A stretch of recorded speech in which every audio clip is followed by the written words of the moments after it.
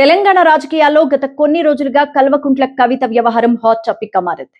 అయితే ఇప్పుడు కవిత Jubilee hills ఎన్నికల్లో పోటీ చేసే అవకాశం ఉందంటూ కూడా ప్రచారం సాగుతోంది. మరి ఈ నేపథ్యంలో భారత రాష్ట్ర సమితి అప్రమత్తమైంది. కవిత పోటీ చేస్తే ఖచ్చితంగా తమ పార్టీ ఓట్లు చీలుతాయి అనే భావనలో ఆ పార్టీ అధిష్టానం ఉన్నట్టు తెలుస్తోంది. దీంతో మాజీ సీఎం కేసీఆర్ కవితను ఎర్రవల్లి ఫామ్ హౌస్ కు పిలిచినట్టు సమాచారం. ఆమెతో చర్చలు జరపాలని పార్టీ అధిష్టానం నిర్ణయం తీసుకుంది. కవితను పోటీ నుంచి తప్పిస్తే తమకు ఎటువంటి ఇబ్బంది ఉండదు అనే భావనలో కూడా బీఆర్ఎస్ నాయకత్వం ఉంది.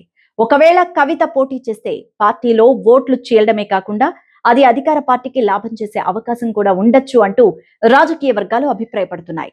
ప్రభుత్వ వ్యతిరేక ఓటు కవితకు పట్టం సంగతి పక్కన పెడితే బీఆర్ఎస్ ఓట్లు మాత్రం కవితకు కొంత పడే అవకాశాలు జూబ్లీ హిల్స్ నియోజకవర్గంలో ఉన్నాయి. కవితతో కేటీఆర్ మాట్లాడే ప్రయత్నం చేసినా లాభం లేకుండా పోయిందని, అందుకే కేసీఆరే నేరుగా రంగంలోకి దిగారు అంటున్నారు ఆ పార్టీ వర్గాలు. ముఖ్యమంత్రి రేవంత్ రెడ్డితో New Jersey governor Philip D Murphy ఢిల్లీలో భేటీ అయ్యారు. విద్య, గ్రీన్ ఎనర్జీ, ఎంటర్టైన్మెంట్, సినిమా రంగం, మౌలిక వస్తువులు, మెట్రో, పట్టణ రవాణా, మూసీ రివర్ ఫ్రంట్ తదితర అంశాలపై ముఖ్యమంత్రి న్యూజెర్సీ గవర్నర్ చర్చించారు. తెలంగాణ విజన్ @2047 సాధనలో తమ ప్రభుత్వం చేస్తున్న కృషిని ముఖ్యమంత్రి వివరించారు. ఐటీ, ఫార్మా రంగంలో తెలంగాణ రాష్ట్రం ప్రాధాన్యాన్ని సీఎం తెలిపారు. భేటీలో గవర్నర్ సతీమణితో పాటు న్యూజెర్సీ ప్రతినిధులు పాల్గొన్నారు.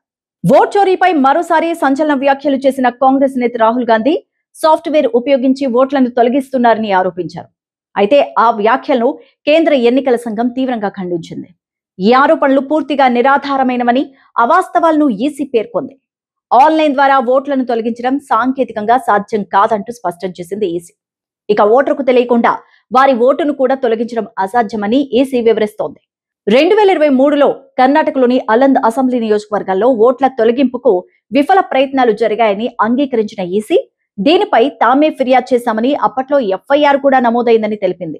ఆ నియోజకవర్గంలో 2018 ఎన్నికల్లో బీజేపీయే గెలిచిందని, అయితే 2023లో కాంగ్రెస్ నాయకుడు బీఆర్ పాటిల్ విజయం సాధించారని కూడా ఈసీ వివరించింది. ఎన్నికల ప్రక్రియ పారదర్శకంగా, పటిష్టంగా ఉందని ఈసీ మరోసారి పునరుద్ఘాటించింది.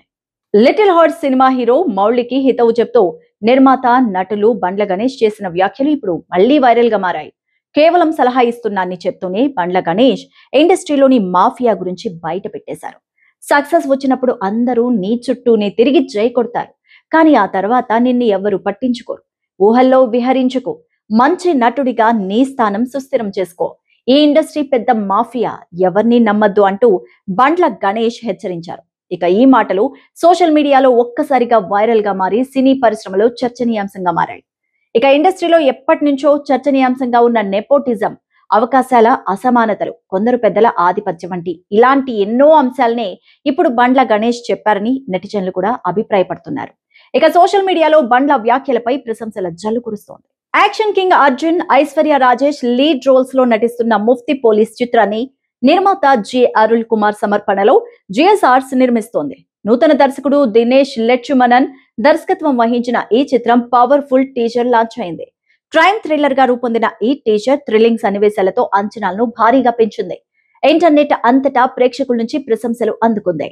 ఐశ్వర్య రాజేష్ ఇంటెన్స్ క్యారెక్టర్ లో ఆకట్టుకుంటున్నారు. ఇన్వెస్టిగేషన్ సీన్స్ థ్రిల్లింగ్ గా ఉన్నాయి.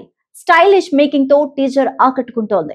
ఈ చిత్రంలో Big Boss fame Abhirami, Ram Kumar, GK Reddy, PL Thenappan, Logu Velaramamurthy, Thangadurai, prankster Rahul, OAK Sundar తదితరులు నటించారు.